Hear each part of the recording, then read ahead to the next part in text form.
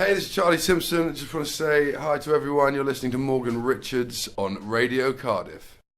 Hey, I'm Morgan Richards from Radio Cardiff on 98.7 FM. I'm extremely pleased to say that I'm backstage at the Globe music venue here in Cardiff. I'm joined once again by a man that I can only describe as one of the busiest men in music as of late, juggling all different projects, and one who has dominated various subgenres in his career, coming from a long road home. It's of course that English-hearted young pilgrim, songwriting genius. It's the wonderful Mr. Charlie Simpson. Hello, that's a very nice intro. Thank you. No worries. How's it going? Yeah, really good, man. Really good. Very cold.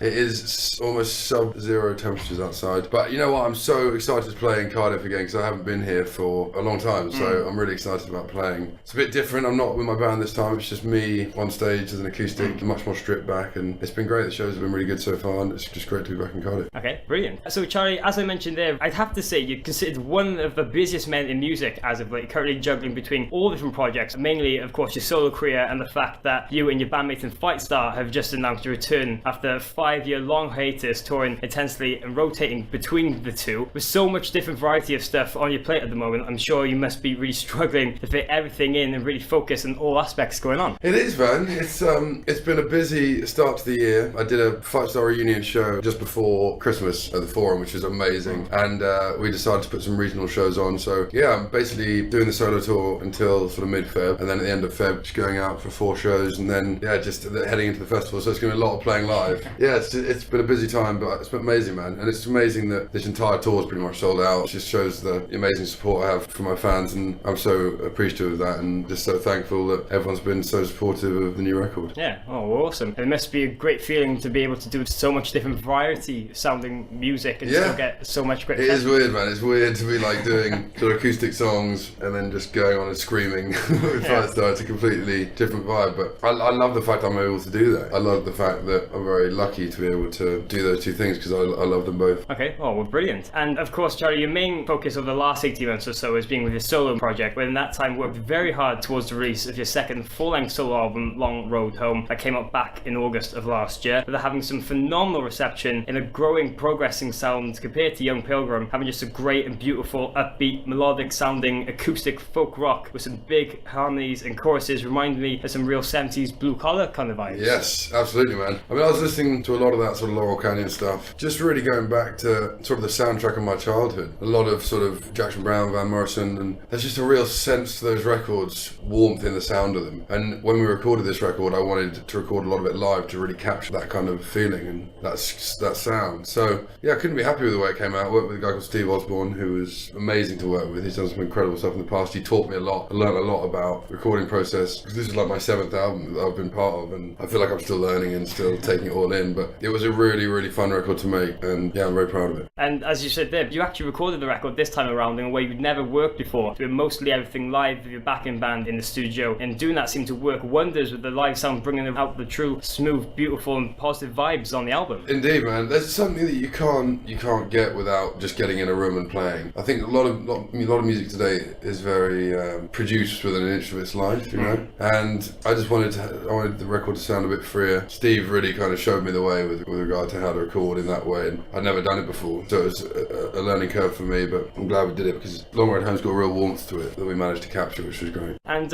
one thing I actually wanted to talk to you about the record is with the track Emily, because you've stated a few times that this was actually the hardest record you've ever written, where you came across some trouble with writer's block for the first time and took some time for yourself until one night where you came home drunk, wrote a song eventually becoming Emily, being so pleased with it, used it as inspiration and slowly eased your way back into things. That was the way of it, man. You've done your research well. Yeah, I mean, I just got to the point where I wasn't really digging what I was writing, just wasn't grabbing me, so I took a little bit of a break. Yeah, just one night came home and started singing this song, and I just pressed record, and in the morning I listened to it and I thought, oh, this is really capturing something that I'm the sort of direction I want to take this record in. So I just went with it, and then after that I went over to America and played on the Warped Tour, and again took a little bit of break from writing, and that really sort of gave the spark back, you know, with regard to my creativity. And when I got back from that that tour I was just so raring to get back into the studio. I think I was just a bit burnt out before. Yeah. Whereas, like, I went into the studio really excited about writing music again and wrote some of the best tunes on the record. It was a long process and it was a hard record to make, but I think sometimes that makes for the best outcome, So really a late night out with alcohol saved the day for you in the end then? Indeed, man. Indeed. Oh, well, brilliant. But with all that, really taking that time off to write Long Road Home was the best thing you could have done, because it made you come back with a completely fresh perspective, and you haven't really stopped making music over the last decade, really. Exactly, I haven't. And I mean, I guess when Fightstar sort of went on hiatus, that was supposed to be my time to take a break, and I just went straight into writing solo stuff. So there has really been no lengthy amount of time where I haven't been making music or touring since 2001 or whatever. So yeah, it was a much needed break. And I'd been a very busy year for me. I just got married this year, and I don't know, man, it's just been nice to take it at my own pace. And I think I'm looking forward to having another break when I come off this tour and then heading out for the festivals. And now with all this, just recently you've been on a massive sold-out strip-back acoustic tour, intimate venues up and down the UK, exposing these songs into a really raw, one-on-one acoustic guitar feel. I'm sure playing these type of shows must have been really refreshing for you, because you've always performed with a backing band. Yeah, it's a completely different vibe, man. It was important to me that we went out on this tour and just stripped everything back, because I saw Jackson Browne do it a couple of years ago, and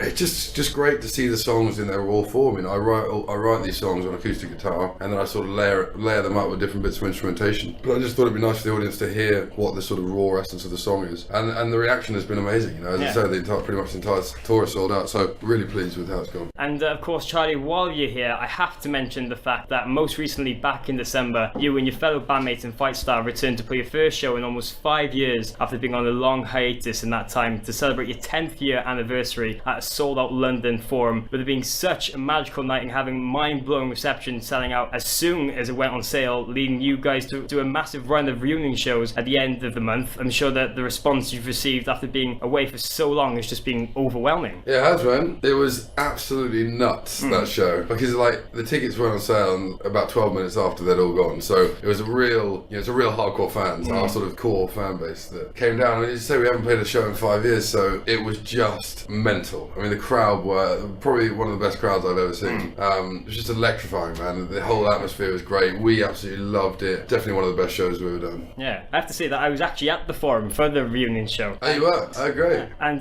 personally, I thought the atmosphere and reaction from the crowd was like nothing I've ever seen before, so much that you and Alex had to actually stop singing the opening line to the first song, because the crowd singing back was so overwhelming.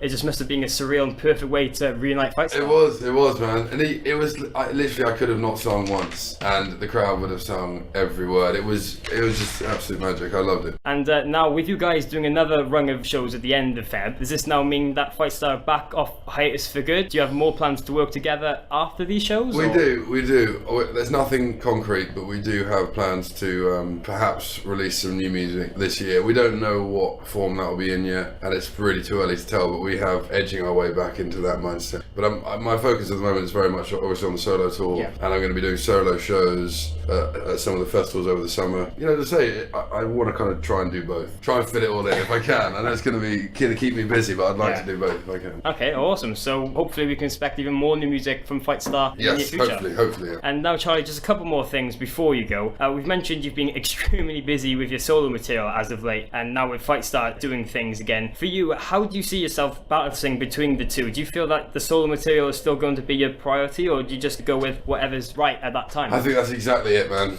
You've hit the nail on the head. I don't really want to plan too much ahead, I'm just really enjoying what I'm doing, and we'll just see where it goes. I think there is definitely time to do both. It's just managing to sort of fit it all in, and I'll just sort of, as you say, go with whatever feels right at the time, and as long as I'm enjoying it and having fun, that's the most important. Oh, well, fantastic. And over the last couple of months, I actually understand that you've been back in the studio working on a few things. Does this mean that Soul Record number 3 has begun the works as well? No, we basically, I've got a B-Sides and Rarities album coming out. Okay. And that's going to come out in April, and there's going to be one new song and a couple of extra bits that people haven't heard before, so that's what I was doing in the studio. It wasn't really working for a new record, but yeah, that's going to be coming out in probably April, May time, so look out for that. And one last thing now, Charlie, you obviously got a lot of stuff going on to keep you even busier the next few months, but what can we expect from you in the near future? Do you have many plans to be a part of more of the big festivals over the summer, or? Yeah, there's a couple of festivals we're going to be doing. I'm doing Takedown Festival festival in Southampton in March, and then